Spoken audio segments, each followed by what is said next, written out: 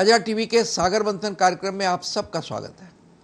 आज हम एक अत्यंत आधुनिक, एक बहुत ही ऐसे विषय पर परिचर्चा करेंगे जिस पर पूरा हमारे देश का भविष्य, हमारी दुनिया और मानव जाति का भविष्य निर्भर करता है। और वो विषय और कुछ नहीं है एआई, जरूरत या हुज्जत। एआई का मतलब आर्टिफिशियल इंटेलिजेंस। उसको अगर हिंदी में कहें तो कह सकते हैं कृत्रिम बुद्धिमत्ता। हमारा दिमाग, हमारी बुद्धि हमारे दिमाग में रहती है। एक आर्टिफिशियल भी एक कंपोनेंट बन सकता है उसी बुद्धि का, जो दिमाग का एक विकल्प, वो जो अभी दुनिया में आ रहा है उस पर हम बातचीत करेंगे। और इसके लिए हमने आज स्टूडियो में कुछ बहुत ही विशिष्ट व्यक्तियों को बुलाया है, जिनसे पहले मैं आपसे रूबरू करूं, आपसे परिचय करा दूं। दाईं ओर बैठी है सादिया आजिम। ये डिजिटल कम्युनिकेशन की एक्सपर्टाइज है। अभी पश्चिम बंगाल सरकार में ऑपरेटिंग ऑफिसर है बंगला सहायता केंद्र, जहाँ पूरी पब्लिक सर्विस के जो होते हैं कार्यक्रम होते हैं उनका मंच है, वो एक केंद्रीय मंच है पश्चिम बंगाल सरकार के अंतर्गत। उनके पास ये बैठे हैं श्री मयंक बच्छावत, जो एक फ्रीलांस कंसल्टेंट है एआई के लिए कई बड़ी कंपनियों के, कई सरकारी और गैर सरकारी संगठनों के। उनके पास बैठी हैं दीपाली सिंघी जी, जो जेडी बिरला कॉलेज की प्रिंसिपल हैं। आइए हम अपनी बातचीत करें। उसके पहले मैं एक दो बातें बताना चाहता हूं इंट्रोडक्शन के बगैर। अभी पेरिस में 3-4 दिन पहले ही 2 दिवसीय सम्मेलन हुआ था इसी एआई पर, जिसको को चेयर किया था हमारे प्रधानमंत्री ने। वो उसका एक्शन समिट कहा जाता है।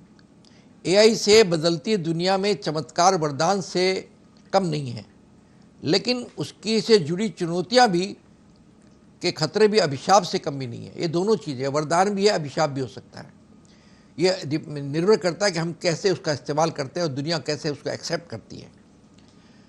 उसके जो खतरे हैं वो छिपे हुए नहीं हैं, लेकिन इस नई तकनीक से जीवन शैली माने लाइफस्टाइल, शिक्षा, चिकित्सा, यहाँ तक कि युद्ध, वार, प्रशासन, इलेक्शन कैंपेन, चुनाव प्रचार आदि में क्रांतिकारी बदलाव देखने को मिले हैं।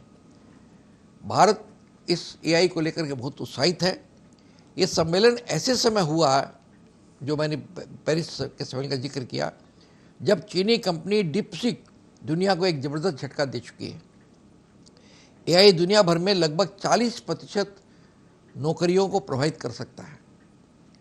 इसलिए ये चीज़ डिस्कशन की है कि एआई, जिसको ऐसा लगता है कि ये है हमारे द्वार पर खड़ा है, ये बड़े व्यापक रूप में, जैसे कभी किसी वर्ष बहुत साल पहले कंप्यूटर के बारे में एक पूरे देश में, पूरी दुनिया में डिस्कशन चला था, और कुछ लोगों को आशंका थी कंप्यूटर लगने से, कंप्यूटर के इस्तेमाल से बहुत नौकरियां चली जाएंगी।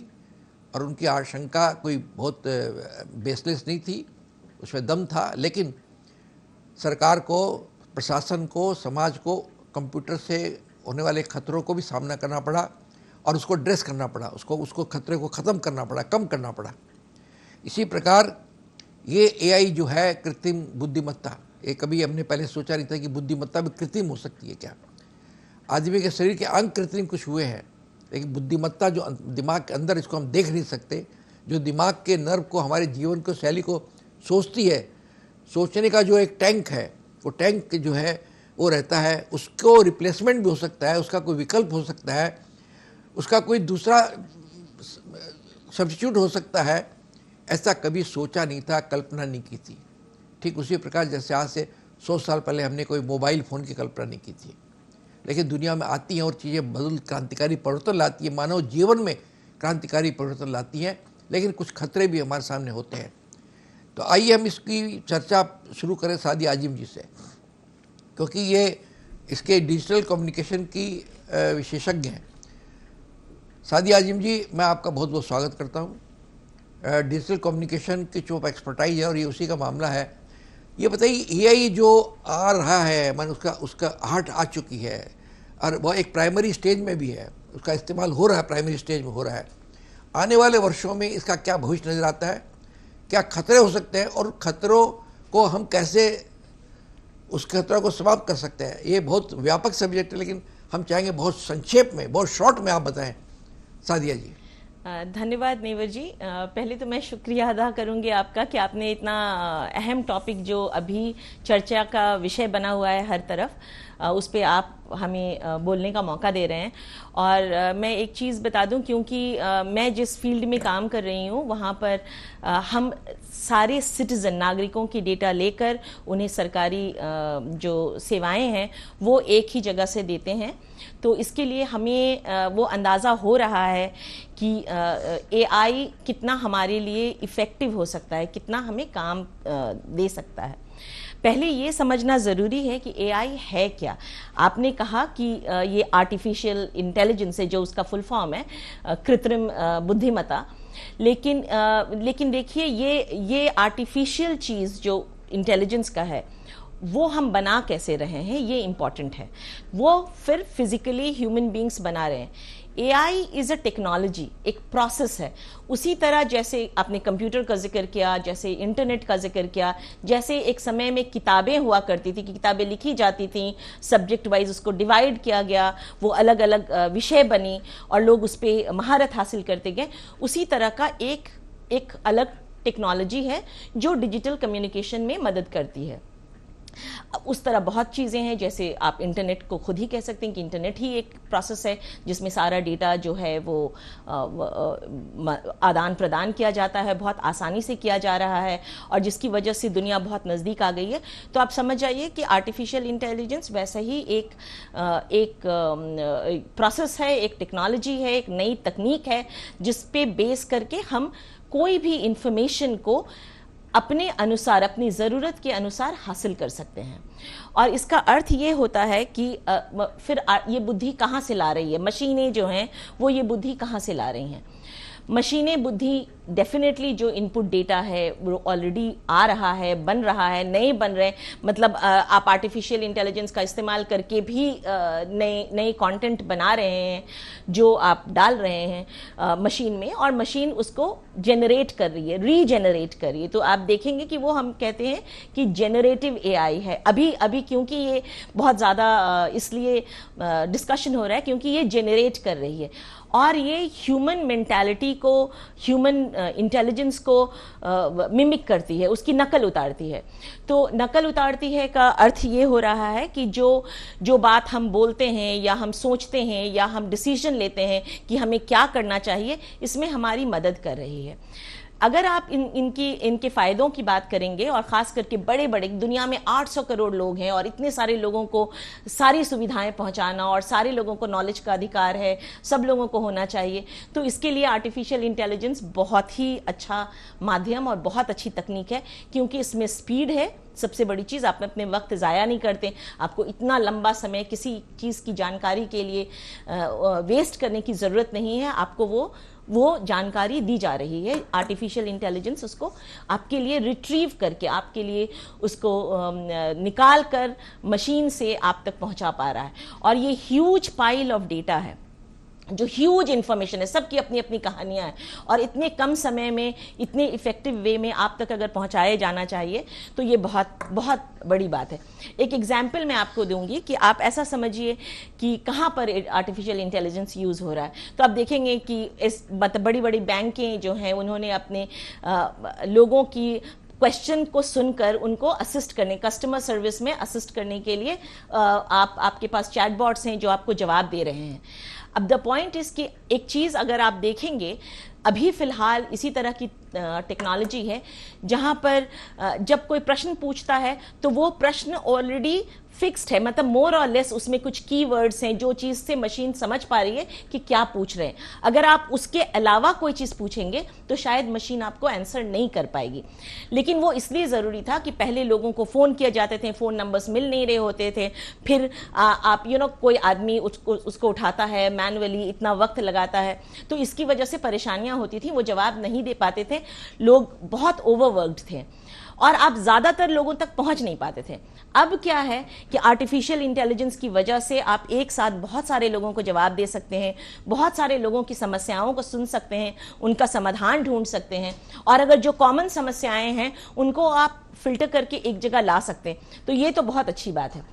जो डर की बात आप कह रहे थे कि आखिर ये सिर्फ हुज्जत ही है और इससे बहुत सारे नुकसान हो सकते हैं, नौकरियां चली जा सकती हैं। देखिए, नौकरियां न्यू शेप लेती जाएंगी।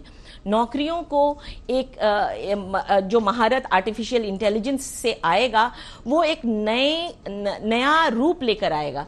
इससे नौकरियां खत्म नहीं हो जाएंगी। ह्यूमन बीइंग, जैसे मैंने आपको बताया कि डेटा जो है, ह्यूमन डेटा इज ऑलवेज मतलब क्रिएटेड बाय ह्यूमन बीइंग्स। तो आप बना रहे हैं जो इनपुट डेटा की, आर्टिफिशियल इंटेलिजेंस क्या जवाब देगा, कैसे वो सोच सकता है, किन किन प्रश्नों के जवाब दे सकता है, क्या बात आप कहना चाहते हैं, ये क्रिएटिविटी तो ह्यूमन माइंड में रही जाएगी और ये और ज्यादा बेहतर होगी। मुझे ऐसा लगता है कि ये और ज्यादा नए रूप में और बेहतर होगी, काम को आसान करेंगे और लोगों को ये मौका मिलेगा कि वो और क्रिएटिव वे में सोच पाएं। सादिया जी, आपने बहुत ही अच्छे ढंग से आपने बड़ा प्रारंभिक आपने बताया एआई जो है ये टेक्नोलॉजी, लेकिन सवाल है कि ये बुद्धि कहाँ से ला रही है। ह्यूमन इंटेलिजेंस की मिमिक्री है, ये एक नकल है और इसका ह्यूज पाइल्स ऑफ डाटाज है। इसमें ये क्षमता है कि वो व्यापक रूप में काम कर सकती है, एक बहुत बड़े जगह पर पहुंच सकती है, बहुत लंबा सफ़र है और ये पूरे के पूरे उस एक आकाश आसमान की तरह है जो पूरे की पूरी दुनिया को ढक के रखता है। आपने ये भी बताया कि आपने अच्छा उदाहरण दिया बैंक कस्टमर सर्विस का। अब जो जो सवाल उठ सकते हैं मान के दिमाग में, बैंक के क्लाइंट्स का, बैंक के खाता धारकों का, उन सब का ह्यूमन डाटा उसके पास में रहेगा और आपके काम को बड़ा आसान कर सकता है। वो कुछ खतरों भी है जो हमने बताया है, लेकिन उन्होंने कहा जो नौकरियों के खतरे हैं वो कुछ ऐसी बात नहीं है। नौकरियां नए शेप लेकर के या नए कलेवर लेकर के नौकरियां आएंगी, ऐसा कहना है सादिया जी का। आइए हम बात करते हैं मयंक बछाव जी से, जिनके बारे में मैंने बताया कि वो फ्रीलांस कंसल्टेंट है इस एआई के। अब बछाव जी, बिना भूमिका के मैं सीधा आपसे पूछ रहा हूँ कि आप क्या सोचते हैं इस बारे में, खतरों के बारे में भी और इसके जो बहुत बड़ा उपयोगिता उसके बारे में भी। बिल्कुल, मैं शुरुआत करूँगा थोड़ा और पहले से। एआई को समझने के लिए हम सबसे पहले एआई को हम थोड़ा सा तोड़ते हैं। इसको मैं बहुत ज़्यादा डिटेल में नहीं जाऊंगा, समय की एक सीमा है। मोटे मोटे तौर पे एआई को हम 3 तरीके से देखते हैं। एक जिसको मैं कहता हूँ नैरो एआई। नैरो एआई क्या है? एक फिक्स काम है, जैसे कि फेस रिकॉग्निशन। ये भी एक एआई का ही काम है कि हमने कैमरा लगा दिया, जो आजकल सिक्योरिटी में, सर्विलेंस में और सब जगह ये यूज़ हो रहा है कि मुझे एक पर्टिकुलर चेहरे की तलाश है, मैं हर चेहरे को नहीं देख सकता हूं। मैंने कैमरे को कहा कि भाई ये चेहरा अगर तुम्हें दिखे तो तुम मुझे बता देना। यहां मैं जो भी बात कर रहा हूं एआई को मैं एक ह्यूमैनिफिकेशन, एक इंसान की तरह देख रहा हूं कि वो भी एक इंसान है। अब मैं उससे संवाद कर रहा हूं। मेरी संवाद क्या हो रही है उससे? मैं उसे कह रहा हूं कि मुझे ये पर्टिकुलर चेहरे की तलाश है, तू मुझे खोज के देना। उसको मैंने एक फिक्स टास्क दे दिया, उसको और कोई दूसरे फंक्शन नहीं करने, सिर्फ वो निकाल के देना, पहला।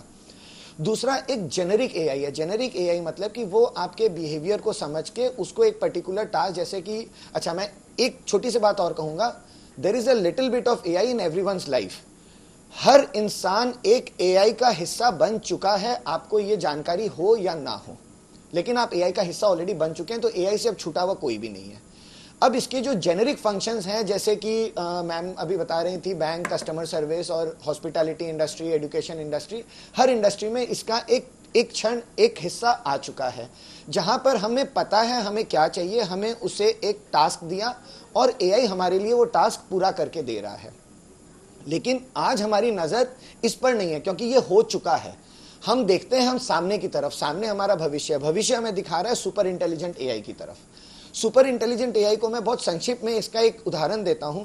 आज मैं तीनों को जोड़ता हूं। अब मैं नैरो एआई ने हमें बताया कि वो पर्टिकुलर चेहरा या वो पर्टिकुलर गाड़ी का नंबर जो है, जिसको सिक्योरिटी या ट्रैफिक पुलिस तलाश कर रही थी, वो उसे कैमरे ने बता दिया। जेनेरिक एआई ने एक फंक्शन दिया कि अब अगर वो चेहरा दिखे या वो पर्टिकुलर गाड़ी दिखे तो उसके नाम पे ये चालान बनाना है, ओवर स्पीडिंग या जो भी उसकी वायलेशंस होती है वो। मैं एक स्पेसिफिक एग्जांपल से इस पे मैं आता हूं। सुपर इंटेलिजेंट अब ये क्या कर रहा है कि इस इंसान की फितरत ही है कि वो हर बार गलत करता है। इस गाड़ी की फितरत ही है कि वो हर बार ओवर स्पीडिंग करती है।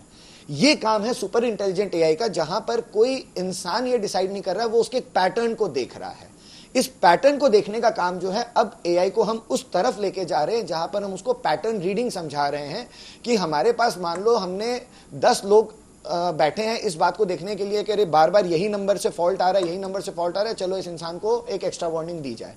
लेकिन अब यहाँ पे मेरी एक बायसनेस हो सकती है, वो हो सकता है वो इंसान मेरा संबंधी हो, दोस्त हो, मैं उसको इग्नोर कर दूं, आगे बढ़ जाऊं, बट एआई ये गलती नहीं करेगा। एआई आपको डेटा ड्रिवन और एक प्रोसेस ड्रिवन एक इंफॉर्मेशन देता है। नाउ अब ये काम ह्यूमन का है कि मैं उस इंफॉर्मेशन को कैसे प्रोसेस करूं, उस इंफॉर्मेशन को कैसे मैं अपने सिस्टम में लाऊं, लूं या नहीं लूं, उसके ऊपर है।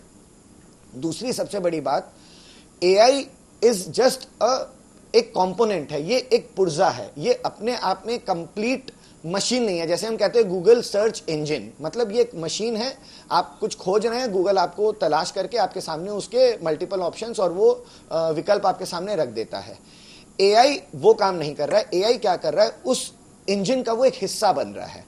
अगर फर्ज करिए आपने सर्च किया कि मर्सिडीज गाड़ी का लेटेस्ट मॉडल कौन सा है, तो गूगल सिर्फ आपको बता देगा कि ये लेटेस्ट मॉडल है। एआई यहां पर क्या कर रहा है, अच्छा ये इंसान अगर मर्सिडीज गाड़ी खोज रहा है, इसका मतलब ये पैसे वाला हो सकता है, इसका मतलब इसके पास इसकी स्टैंडर्ड ऑफ लिविंग ये हो सकती है, इसका मतलब ये स्विट्जरलैंड की ट्रिप अफोर्ड कर सकता है। एआई अब उस लेवल पे जाकर उस इंसान की प्रोफाइलिंग कर रहा है। प्रोफाइलिंग मतलब हो गया कि आपका क्या पैटर्न है, आपकी क्या सोच है, आपकी क्या लाइफस्टाइल है, अब वो उसमें पेनिट्रेट कर रहा है। एक तरह से मैं कहूं तो एआई आपको आपसे ज्यादा जानने लग गया है। आप क्या सोच रहे हैं, एआई आपसे पहले सोचकर आपको दे रहा है। ये जो प्रोसेस है, इसे हम कहते हैं ये एक डीप लर्निंग प्रोसेस पे जा रहा है। अब डीप लर्निंग मतलब आपकी हर हरकत को, आपने मेडिकल सर्विसेज कहाँ से ली, आपने खाना कहाँ पर खाया, आप हॉलीडे पर कहाँ गए, आपके बच्चे कौन से स्कूल में जा रहे हैं, हर एक चीज को वो इकट्ठा करके आपको एक ओवरऑल व्यू, एक ओवरऑल पिक्चर जो दे रहा है, आपकी जो प्रोफाइलिंग कर रहा है। अब एआई उस लेवल पे जा रहा है। जो आपका ओरिजिनल एक कंसर्न था, आपका नहीं, हर किसी का ये ओरिजिनल कंसर्न है, क्या ये रास्ता सही है, ये जिस तरफ जा रहा है क्या वो सही है, क्या इसके साइड इफेक्ट्स हो सकते हैं, क्या ये गलत हो सकता है। ये बिल्कुल हो सकता है, बिल्कुल हो सकता है, और ये हो रहा भी है। इसके लिए हमें क्या करना है, हम इसको एक प्रवाह, एक नदी की तरह देखते हैं। एआई एक नदी की तरह फ्लो कर रही है। अब अगर हमने उसमें एक फ्रेम लगा दिया, मतलब एक बांध बना दिया, तो वही नदी का पानी मेरे सिंचाई के काम आता है, वो एक अच्छे काम में उपयोग किया जा सकता है। उसी नदी की प्रवाह को अगर हम छोड़ दें, कभी प्रवाह बढ़ गई तो हो सकता है बाढ़ भी आए। महंक ने सादिया जी की बात को और आगे बढ़ाया। उन्होंने कहा कि ये जैसे ये जो है, उन्होंने आपकी एक लाइन, मैं समझता हूँ पूरे जो आपने वक्तव्य रखा उसकी एक लाइन में सारी बात आ जाती है, आपसे आपको ज़्यादा जानता है। बिल्कुल, आप जितना अपने आप को जानते हैं उससे ज़्यादा एआई आपको जानता है। उसके बाद सारी चीज़ें आपके बारे में जो शायद आप नहीं जानते हैं, या आपको जब जानेंगे तो अरे ये तो मेरी बात है लेकिन आपके दिमाग में नहीं थी। ये एक बहुत बड़ी चीज़ है जो ये काम करेगा। इस प्रकार हमने सादिया जी से बात की, महंक जी ने उसको और बढ़ाया और कई बातें उन्होंने रखी, बहुत इंपॉर्टेंट बताई कि वो आपके जीन्स को जानता है, आपके हैबिट्स को जानता है, आपके कमजोरियों को भी जानता है, आपके अच्छाइयों को भी जानता है, आप किसे पसंद करते हैं, किसे नाम, सब चीज़ों के बारे में वो किसी भी व्यक्ति से ज़्यादा आपको जानता है, ये कहना है महंक का। इस प्रकार हमने सादिया जी से बात की, महंक बच्छाव से बात की। अब हम एक लेते हैं छोटा सा ब्रेक और आप देखते रहिए सागर मंथन।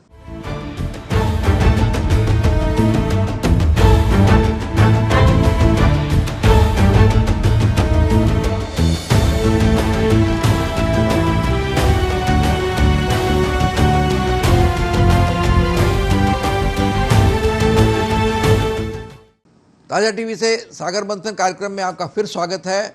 हम बातचीत करें एआई नुसरत, एआई ज़रूरत या हुज्जत। और अभी हमारे बीच में पधारे हैं श्री रविशंकर सिंह, जो वर्तमान पत्रिका हिंदी दैनिक समाचार के संपादक हैं, प्रमुख संपादक हैं। रविशंकर जी, आपका बहुत बहुत स्वागत है हमारे इस डिस्कशन में। हम आपसे आपकी राय जानना चाहेंगे, लेकिन अभी इसके पहले हम बात करेंगे दीपाली सिंघी जी से, जिनके बारे में मैंने आपको बताया कि वो जेडी बिरला कॉलेज, जो कलकत्ते के बहुत फेमस कॉलेज है, उसकी प्रिंसिपल हैं मैडम दीपाली सिंघी जी। आपका बहुत बहुत स्वागत है। मैं बिना किसी क्योंकि सारी बातें हो चुकी हैं, उसको दोहराने की ज़रूरत नहीं है। दीपाली जी, आप तो प्रिंसिपल हैं और आपके पास जितनी स्टूडेंट्स पढ़ती हैं उनका भविष्य आपके हाथ में, और ये एक भविष्य का मामला है। आप किस रूप में इसको देखती हैं? अभी आपने दो प्रवक्ताओं को सुना, उन्होंने बहुत सुंदर तरह से एआई के बारे में अपने अपने दृष्टिकोण दिए और हमें समझाया कि क्या एग्जैक्टली एआई कर सकता है।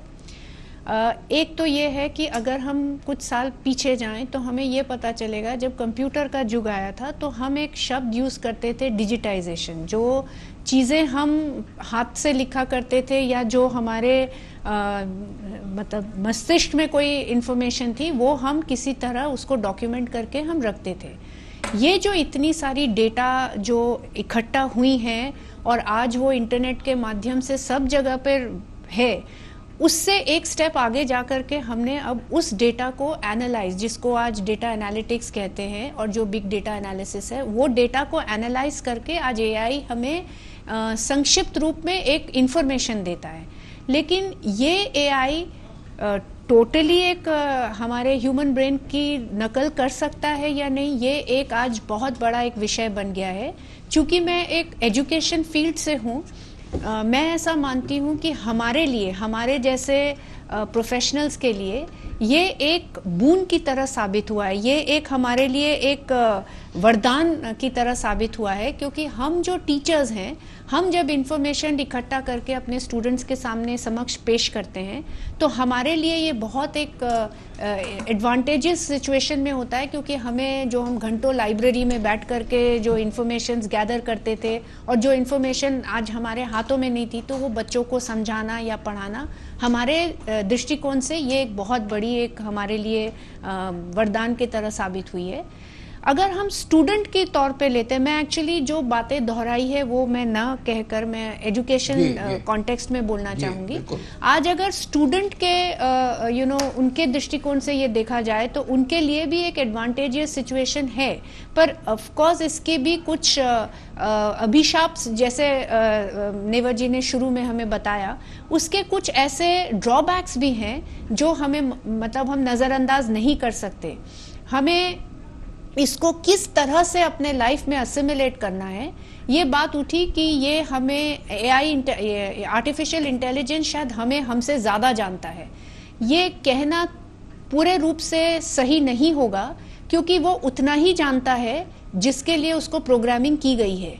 अगर वो आपके आइरिस को रीड करके आपके सोच विचारों को पढ़ने की कोशिश करता है, तो वो सिर्फ क्षणिक उस समय जो आपकी जो बिहेवियरल स्थिति थी वो उतना ही उसको पढ़ सकता है, बनिस्बत वो आपकी पूरी पूरा मैपिंग वो नहीं कर पाएगा अंटिल वो डेटा उसको फीड किया जाए।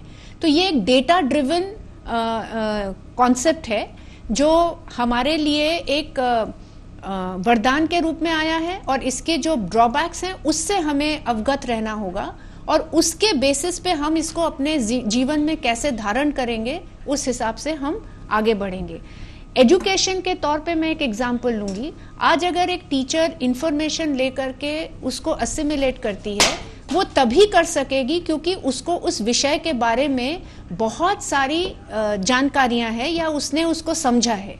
लेकिन उसी कॉन्टेक्स्ट में अगर हम एक स्टूडेंट को लेते हैं, जो इंटरनेट में डेटा अवेलेबल है वो बहुत वैलिड डेटा है, तो उस डेटा को असिमिलेट करके एक डॉक्यूमेंट तैयार जो होता है वो स्टूडेंट के लिए थोड़ा सा डिफिकल्ट हो जाता है। तो यहाँ पर उसकी एक लिमिटेशन है, क्योंकि वो डेटा जो असिमिलेट करेगा और उसने जो डेटा ऑटोमेटिकली फिल्टर कर दिया है वो डेटा आप तक पहुँच नहीं रहा है। तो मैंने अपने एक्सपीरियंस से ये देखा है कि बहुत बार हमें वापस जा करके पढ़ना पड़ता है टू क्लैरिफाई। तो ये एक उदाहरण के तौर पे मैंने दिया, और प्लस स्टूडेंट इसका मिसयूज कर सकते हैं और अभी तो बहुत ज़्यादा भी हो रहा है। लेकिन इसका जो एडवांटेजेस है वो इतने ज़्यादा हैं। आज इसको आप अगर मेडिकल फील्ड में लें या मेरे सब्जेक्ट में टेक्सटाइल बैकग्राउंड से हूँ, तो आज अगर हम स्मार्ट टेक्सटाइल जिसको कहते हैं, अगर उस कॉन्टेक्स्ट में भी इसकी बात हम करें तो इसके जो यूसेज हैं, इसके जो एडवांटेजेस है बहुत बहुत बहुत आगे जाएंगे। आज आप एक टी शर्ट पहन करके आपके सारे बॉडी पैरामीटर्स, जो आपके मेडिकल पैरामीटर्स है, वो आपके स्किन पर आप देख सकते हैं, या आप अपने कपड़े के ऊपर देख सकते हैं, या आप डिफेंस में कोई कपड़ा पहन रहे हैं, उस कपड़े से आप अपने आप को प्रोटेक्ट कर सकते हैं, आपको आपकी लोकेशन पता चल सकती है। तो ये जो स्मार्ट टेक्सटाइल्स आ रहे हैं, जो मेडिकल एप्लीकेशंस है, जो लॉ के फील्ड में इसको जुडिशरी के रूप में डेटा एनालाइज करने के लिए आपको जो इससे सहायता मिलती है, ये कई गुना ज़्यादा हैं। और आने वाले समय में हम अगर इसको बहुत अच्छी तरह से और बहुत सोच विचार करके अपने जीवन में धारण करेंगे तो ये हमारे लिए वरदान ही साबित होगा। इसके जो ड्रॉबैक्स हैं वो हम इसको ओवरकम कर सकते हैं, ऐसा मेरा मानना है।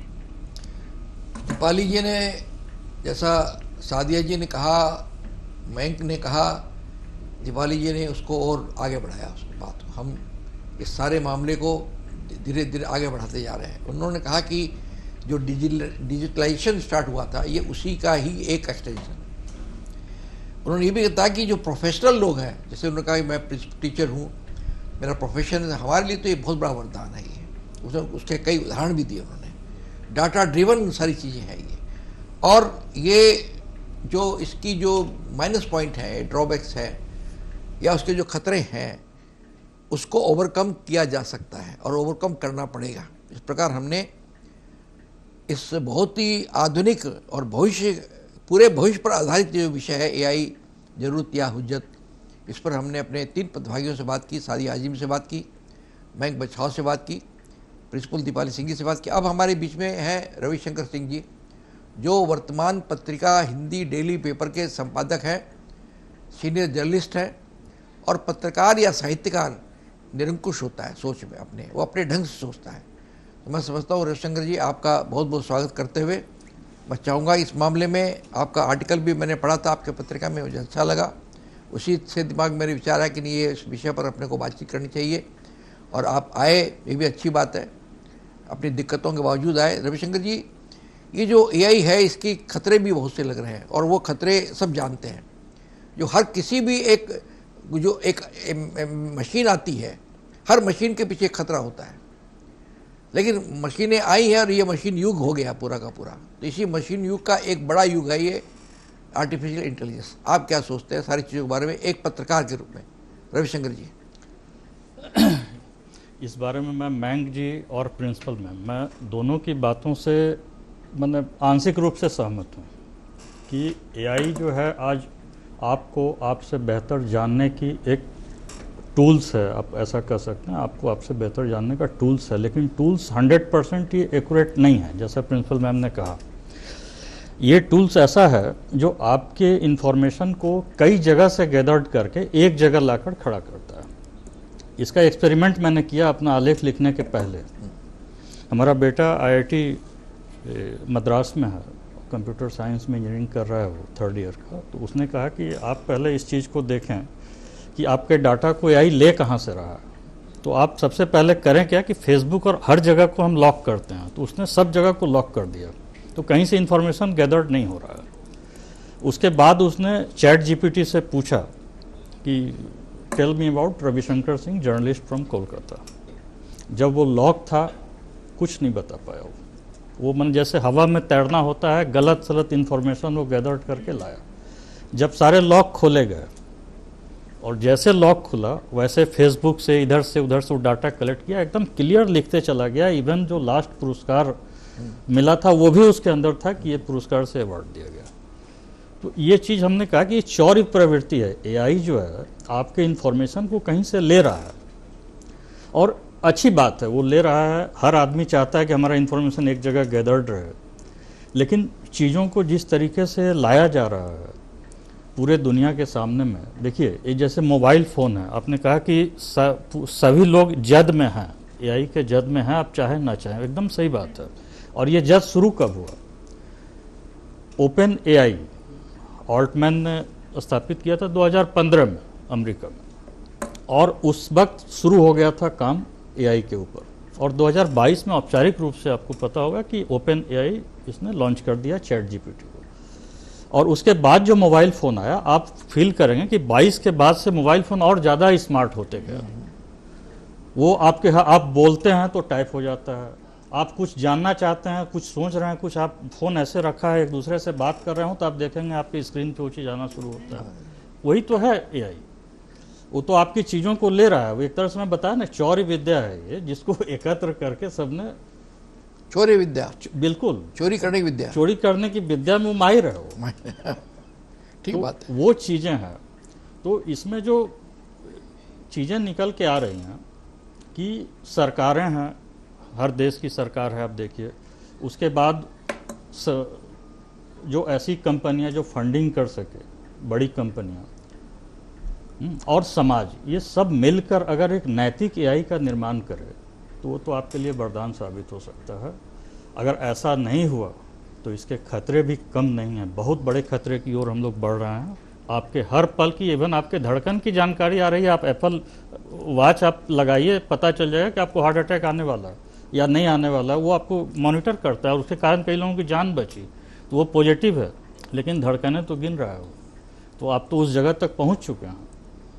लेकिन आज के डेट में एआई अपनाने से आप इनकार नहीं कर सकते हैं। ये आपके दैनंदिन जीवन का एक साथी बनने जा रहा है, अगर सही मायने में इसको सही तरीके से लाया जाए। अभी पेरिस में सर एक सम्मेलन हुआ, अभी आप उसको एआई का, जैसे भारत में महाकुंभ चल रहा है, आप उसको एआई का महाकुंभ कर सकते हैं। 23 में दक्षिण कोरिया में हुआ था, 24 में ब्रिटेन में, यूरोपीय देश में, और 25 में जो है अभी पेरिस में हुआ, जिसमें भारत ने सह अध्यक्षता की, जिसमें कनाडा और इंडिया सह अध्यक्ष थे। भारत चाहता कि अगला हमारे यहाँ हो, ऐसी भी चेष्टा पेरिस जो है उसमें अध्यक्ष था और 2 देश कनाडा और इंडिया सह अध्यक्ष थे। इनमें जो चीज़ें बनी, आपने जो बताया हुज्जत वाली बात, तो वही नैतिकता पर रूल्स एक तैयार करने का एक फोरम तैयार हुआ है वहाँ पर, कि एआई जो अब डेवलप होगा इन फ्यूचर 25 के बाद से, जिसमें आप देखेंगे अमेरिका के उपराष्ट्रपति भी आए थे, जेडी वेंस, भारत के प्रधानमंत्री गए थे, तो वहाँ एक चीज़ें निकल के आई कि अब एक नैतिक रूप से कोई एक गाइडलाइन तैयार हो जिसके आधार पर ये डेवलप हो। तो 2 चीज़ें हैं आज के डेट में, आप देखें तो बादशाहत तो अमेरिका की है, चैट जीपीटी और एआई, ओपन एआई। लेकिन इस बीच में आप देखें कि चाइना ने भी एक धक्का दिया है, डीप सीक के जरिए। हाँ जी, वो डीप सीक लाया है और उसका दावा है कि बहुत कम खर्च पे हमने बना दिया। तो चाइना सर झूठ बहुत बोलता है। जो डीप सीक तैयार हुआ है उसका जो बेसिक चीज़ है, और मैं ये बता रहा हूँ कि मैं बहुत ज़्यादा टेक्नोक्रेट में नहीं हूँ, अपने बच्चों से पूछताछ करके मैं बहुत इस बारे में मैं लिखा भी उसी से पूछ के बहुत कुछ, तो वो चीज़ें जो है काफ़ी खर्च हुआ। लेकिन सिर्फ टेक्निक्रोट का सब्जेक्ट है भी नहीं है। नहीं, वही चीज़ मैं बता रहा हूँ कि वो जो झूठ इतना बोला कि मैं इतने कम खर्च में मैंने बना दिया, इसका नतीजा क्या हुआ कि अमेरिका में शेयर गिर गया। लेकिन ऐसी बात नहीं है, संभव ही नहीं है उस खर्च में बनाना, वो झूठ बोल रहा है। लेकिन उसका जो जरिया था कि हम दूसरे को नीचा दिखाएं या अमेरिका की बादशाहत को तोड़ें, तो कुछ हद तक सफल रहा, लेकिन बहुत जल्दी संभले वो लोग। लेकिन ये संभव नहीं है कि लोग विश्वास कर लें चाइना के ऊपर, क्योंकि विश्वास के लायक के देश है ही नहीं। इसलिए चैट जीपीटी आप देखें कि थोड़े झटके के बाद वो खड़ा हो गया और डीप सीक फिर अपने जहाँ पे था सिमटा हुआ है। ठीक है, और दूसरा है खतरा की बात जो आप कर रहे हैं, तो खतरा तो है सर। डीप सीक को अगर आप लेते हैं तो वो ओपन सोर्स एआई है। वो इसमें देखें एआई में 2 सोर्स होते हैं सर, एक है ओपन सोर्स और एक है क्लोज सोर्स। तो डीप सीक जो है ओपन सोर्स है, तो लोगों की तरफ रुझान ज़्यादा हो इसलिए ओपन सोर्स रखा है ताकि आप भी अपना फीड करें और इन्फॉर्मेशन लें। चैट जीपीटी क्लोज सोर्स है, वहाँ पे आप तोड़ नहीं सकते हैं उसको, और वो कुछ बढ़िया बेहतर काम वो कर रहे हैं वो लोग, जो इन फ्यूचर मेडिकल हो हर क्षेत्र में, माने फ्लाइट निर्माण से लेकर के मेडिकल से लेकर के खुद आपको आपके बारे में बताने की जो बात है, वो चैट जीपीटी ईमानदारी से काम कर रहा है। तो एक विश्वास वहाँ है लोगों का।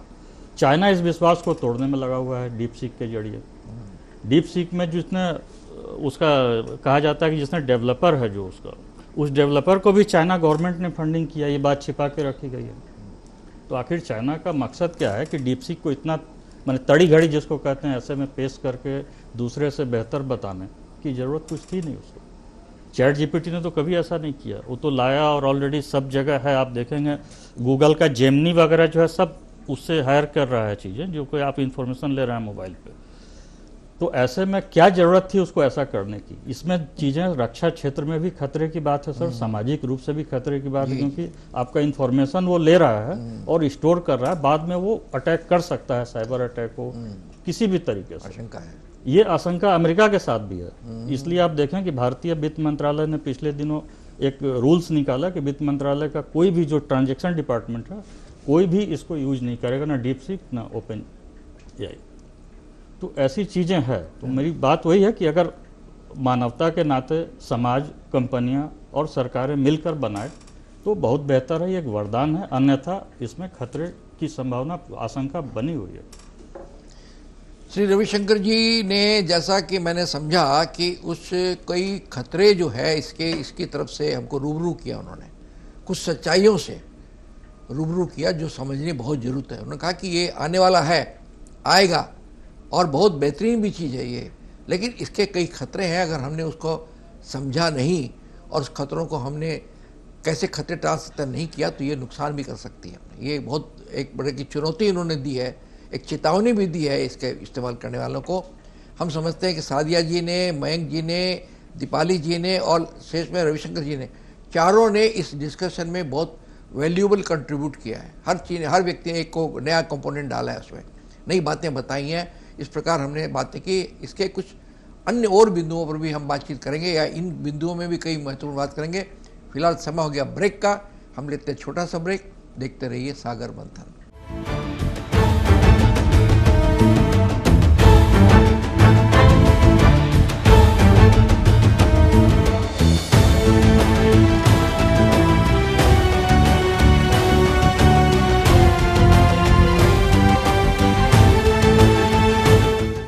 सागर मंथन कार्यक्रम में फिर आपका स्वागत है। हम परिचर्चा कर रहे हैं एआई वरदान या हमारा जो विषय है जरूरत या हुज्जत। तो ये बहुत, इस विषय पर हमारे चारों प्रतिभागियों ने एक दौर में पूरी बातें की। हम इसके कुछ बिंदुओं पर और बातचीत करेंगे। आइए हम बात करते हैं पहले सादिया अजीम जी। सादिया जी, घुमा फिरा करके सारी बातें पर आता है कि आखिर ह्यूमन जो है, मानवता, मनुष्य जो है, वो फैक्टर रहता है। अल्टीमेट डिसाइड कौन करेगा? आप लोग किताबें कर सकती हैं, लोग की फाइल को कर सकते हैं, नहीं आप जज तो नहीं बन सकते। जज तो फैसला देगा, वो तो अपने दिमाग से देगा। वो मेरे ख्याल से जज का काम हम इससे नहीं करा सकते, ये चीज़ से। तो कैसे ही जो बता रहे खतरा है, हमको सावधान रहना पड़ेगा, इसको कैसे आप एक्सप्लेन करेंगे? कैसे सावधान रहना, इस खतरे को कैसे, क्योंकि आ गया, ये तो आ रहा है, ये it is already on the way, समझिए ना। हम डुबकी लगा चुके हैं, समझिए ना। अब तो हमको मोक्ष मिलने की देरी है। सादिया जी। सर धन्यवाद। आप अगर सभी वक्ताओं की बात सुनेंगे तो जो डर की बात हो रही है, जो चुनौती है, वो एआई की गवर्नेंस की है, एआई की टेक्नोलॉजी की नहीं है। तो और गवर्नेंस ह्यूमन बींग्स कर रहे हैं, हमारे नेता कर रहे हैं। आप इमेजिन कीजिए कि एआई जो है वो एक ऐसा सिस्टम है जो आपकी सारी इंफॉर्मेशन, मतलब नॉलेज को एक जगह रख रहा है। तो ये तो इक्वलाइजर हुआ। ये लोगों तक जिनकी पढ़ाइयां आप बंद कर देते थे, औरतों को जाने नहीं देते थे, किसी को आप स्कूल में घुसने नहीं देते थे, आप डिसाइड नहीं करते थे कि इस मशीन को कोई छू पाए, ये सारी चीजों को खत्म करने का ये सबसे बड़ा इक्वलाइजर प्रोसेस है। दिस हैज, मेरे नजर से ये एक एब्सोल्युटली डेमोक्रेटाइज कर रखा है सारी चीजों को। यहाँ पे 3 चीजें आपको जरूरत है। एक डिवाइस आज के दिन में जिससे आप तक पहुंचता है, दूसरा कनेक्टिविटी, इंटरनेट, और तीसरा उसमें डेटा। अब द पॉइंट इज कि देखिए आज के जमाने में जो भी गलत डेटा हो वो तो मैन्युअली प्रेजेंट है हमारी सोसाइटी में।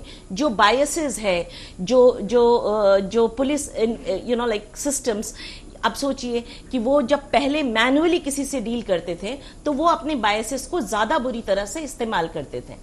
अभी वो चीज इंटरनेट पे मौजूद है, एआई द्वारा आप तक पहुंच भी रही है। सो इसलिए मुझे इसका खतरा नहीं नजर आता कि उस सिस्टम में क्या डेटा है।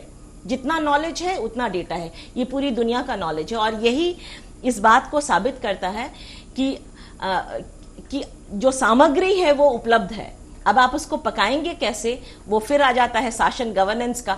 गवर्नेंस पे डिपेंड आता है कि आप सोचिए कि अमेरिका, ये बात सच है कि अमेरिका इतने सालों तक कंट्रोल करता रहा है सारी टेक्नोलॉजी को, जिसकी वजह से वो उस लेवल पे राजा बना हुआ है। लेकिन आप क्यों राजशाही चाहेंगे? आप चाहेंगे कि हर कोई किसी गांव में इंडिया में रहे, या कोई अफगानिस्तान में कोई महिला हो, या चाइना के किसी रिमोट में कोई बूढ़ी हो, उसके पास भी वो इंफॉर्मेशन उपलब्ध होना चाहिए और उसकी जानकारी भी वो सेंट्रलाइज्ड डेटा में होनी चाहिए। आप उनको इनविजिबलाइज नहीं कर सकते कि वो मौजूद ही नहीं है। ऐसी चीजें हो ही नहीं रही हैं। तो जब तक वो सिस्टम पे आएगी नहीं, तब तक वो आप तक पहुंचेगी कैसे? तो एआई ने आपको वो सुविधा दे दिया है कि जब आपको जरूरत पड़े, अगर अब जैसे मैंने आपको बताया कि सरकारी तंत्रों में अगर किसी को कोई स्कीम देनी है, किनको जरूरत है और वो स्कीम कैसे बनेगी, क्यों होना चाहिए, तो ये आपको एआई बता दे रहा है, क्योंकि आपको डेटा दे रहा है कि यहाँ के लोग जो हैं वो सबसे गरीब हैं, इनके पास कोई भी सुविधा नहीं है, आप इनको दीजिए, ये आपको बता दिया। अब डिसीजन लेना तो ह्यूमन एक्ट है, डिसीजन लाइक लोगों की है, आपके पास जानकारी पहुंची, आप उन पे एक्शन लेना चाहें तो लेंगे सरकार के तौर पे, नहीं लेना चाहें तो नहीं लेंगे। अच्छा, मैं सवाल कर रहा हूँ तुमसे कि आज की दुनिया, और ये एआई आ रहा है, आज की दुनिया क्या है? रूस और लड़ाई चल रही है, बहुत पैलेस्टाइन में लड़ाई चल रही है, कई जगह क्षेत्रीय सीमाओं में लड़ाई चल रही है। हम कहाँ नेचर बदल पाए आदमी का?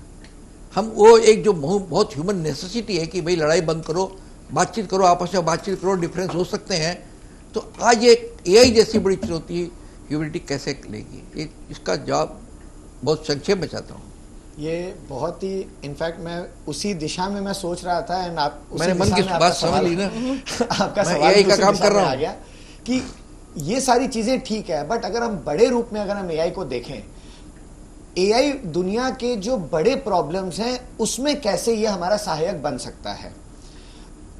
अब इसको मैं थोड़ा सा एक अलग साइकोलॉजिकल एस्पेक्ट में इसका लेता हूं। मेरा और आपका एक मतभेद हो सकता है, मन भेद भी हो सकता है, लेकिन मैं एक कंप्यूटर से तो मैं झगड़ा नहीं कर सकता हूं, मैं कंप्यूटर को अपना दुश्मन नहीं बना सकता हूं। अब क्या है कि जहां पे दो इंसान बात कर रहे हैं, लड़ाइयां होती हैं सिर्फ और सिर्फ एक ईगो प्रॉब्लम की वजह से। लेकिन अगर हम एआई को डेवलप करते हैं, और एआई को जैसा कि मैम ने बताया, इसको हम एक व्यापक रूप से अगर देखते हैं कि दुनिया के हर कोने में इसकी एक प्रेजेंस है, इसका एक एक्सेस है। ये एक पैसे की तरह नहीं है कि आपके पास पैसे ज्यादा और मेरे पास पैसे कम है तो मेरे अंदर एक ईर्ष्या हो जाए और मैं आपसे एक लड़ाई शुरू कर दूं। एआई एक नॉलेज है, आपके पास ज्यादा हो सकती है, मेरे पास ज्यादा हो सकती है, आपके पास ज्यादा होगी तो मेरे पास उसकी कोई जलन नहीं होगी कि आपके पास क्यों नॉलेज ज्यादा है, बिकॉज आपके पास भी अवेलेबल है। अब अगर मैं इसको उस लेवल पे लेके जाऊं, और अगर ये हो सकता है, मेरी एक भविष्य की सोच है कि अगर हमारा भविष्य वैसा हो कि एक सिस्टमैटिक डेटा, जिसको हम कह रहे थे, सर ने बताया, इसको अगर हम एक फ्रेमवर्क में डालें, इसकी एक पॉलिसी बनाएं, एक ग्लोबल पॉलिसी बने इसके ऊपर कि ये चीजें डेटा ड्रिवन होंगी, ये पॉलिसीज डेटा ड्रिवन होंगी। अब अगर वो पॉलिसीज और वो रूल्स अगर एआई सिस्टम बना रहा है, तो इसमें एक बहुत बड़ी संभावना है कि वो ईगो क्लैश को हम काफी हद तक हटा सकते हैं, क्योंकि वो सामने वाला कहेगा कि ये तो डेटा ड्रिवन पॉलिसी है, दूसरा देश भी कहेगा ये डेटा ड्रिवन पॉलिसी है, हम उसका सम्मान करें। एआई उस लेवल पे जाकर एक बहुत बड़ा काम कर सकता है, बट इसके लिए एक ग्लोबल फोरम, एक इंटरनेशनल कॉन्शियसनेस, एक कंप्लीट, एक होलिस्टिक अप्रोच अगर उसका होता है, और जिसकी शुरुआत ऑलरेडी हो चुकी है, रिसेंटली हमने पेरिस में देखा, और ये बहुत तेज गति से ये आगे बढ़ रहा है। और मैं समझता हूं हमारे देखते ही देखते हम शायद उस स्टेज पर पहुंचेंगे जहां पर ह्यूमन ईगो के ऊपर हम एआई को रख के हम कहेंगे कि भाई आपको हमारी बात नहीं समझ आती, हमें आपकी बात समझ नहीं आती, चलो हमारे एआई को एक दूसरे को बात करके एक पॉलिसी डिसीजन ड्राफ्ट करते हैं, एक कॉन्शियसनेस पे आते हैं जिसमें शायद आपका और ईगो और हमारा ईगो हर्ट ना हो। तो ये एक बहुत बड़ा एक टूल है जिससे हम एक बहुत बड़ी समस्या को एड्रेस कर सकते हैं, प्रोवाइडेड इस दो धारी तलवार को हम बहुत ही समझदारी से और सूझबूझ से हम इसका इस्तेमाल करें। नहीं तो जैसा कि मैंने कहा और सब वही कह रहे हैं, अगर इसका गलत इस्तेमाल हो गया तो ये बहुत बड़ा डिसरप्शन का भी कारण बन सकता है। मैं समझता हूँ कि ये हमारा अभी जो बातचीत कर रहे हैं, कुछ चीज़ों में क्लैरिफाई करनी, वो हमारी, हम इस बात को और आगे बढ़ाएंगे। फिलहाल हम लेते हैं छोटा सा ब्रेक, देखते रहिए सागर मंथन।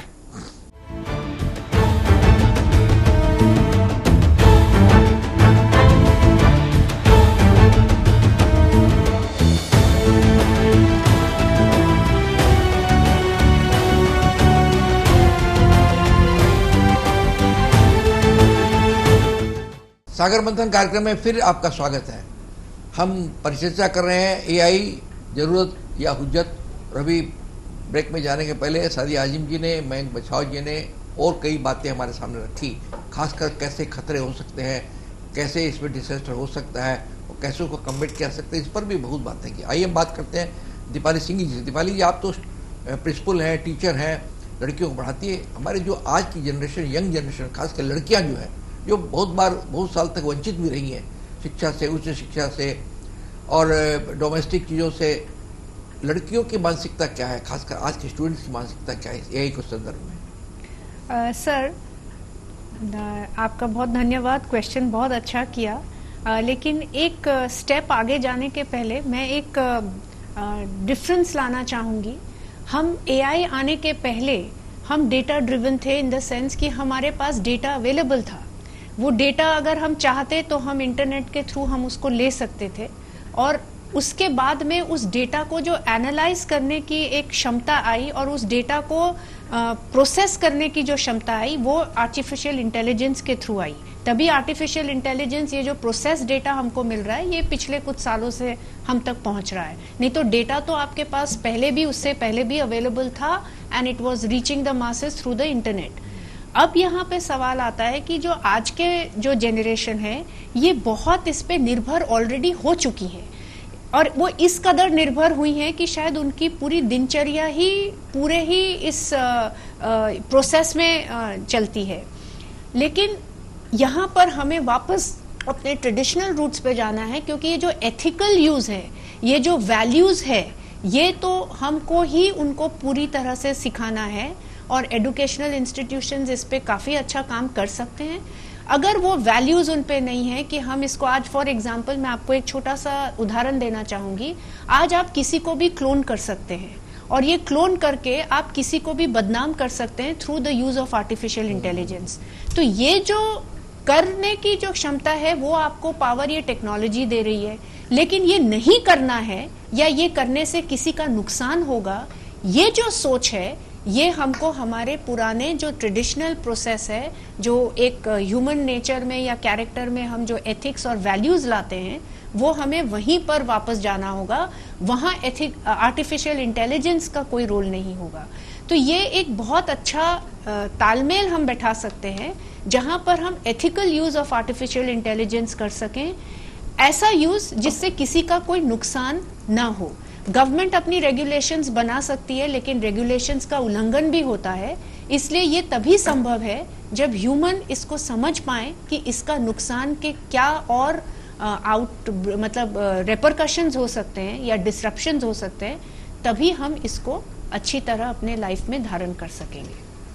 बहुत अच्छी बात बताई आपने। अब रविशंकर जी, मैं चाहता हूँ आप उपसंहार करें। एक दो बातें मेरे दिमाग में है कि ये दुनिया जो है कंपटीशन की दुनिया है, हर मामले में कंपटीशन है। रूस यूक्रेन के युद्ध में हमने देखा है किस प्रकार की दो एक ताकतें किस प्रकार कर रही हैं और यूज़ कर रही हैं उसको एक दूसरे को विनाश करने के लिए।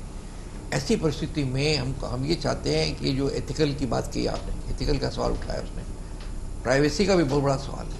आफ्टर ऑल हमारी एक प्राइवेसी भी है, हमें धड़कन भी आप गिन रहे हैं, और आप हमको ये भी बता रहे हैं कि हार्ट अटैक होने वाला, वो नहीं हो तो हो जाए। अगर किसी को ये पता लगा कि कोई डॉक्टर की आपके हार्ट अटैक होने वाला है तो 3 दिन बाद करेगा, 3 मिनट में खत्म हो जाएगा। इन सबको देखते हुए क्या बोलना चाहेंगे रविशंकर जी, और इसका उपसंहार कैसे करना चाहेंगे? रविशंकर जी, आप चूंकि संपादक हैं तो आपका संपादकीय क्या बोलेगा इस मामले में?